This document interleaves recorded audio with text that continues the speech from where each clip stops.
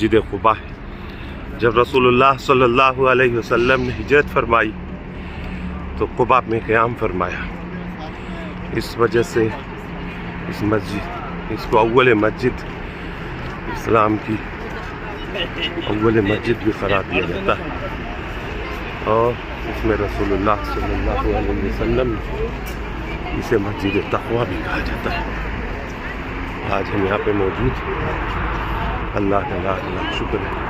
इसमें 2 रकात तहियतुल मस्जिद और 2 रकात और जो है नमाज अदा करेंगे इंशाअल्लाह। सुम्मा इंशाअल्लाह।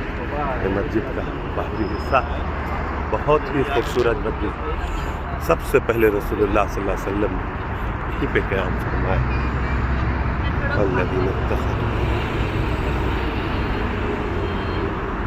लमस्जिदुन उस्सिसा अला तक़वा मिन अव्वल यौमिन फ़ीही रिजालुन युहिब्बूना अन यततहहरू वल्लाहु युहिब्बुल मुत्तहहिरीन। शुक्रिया, जज़ाकल्लाह खैर।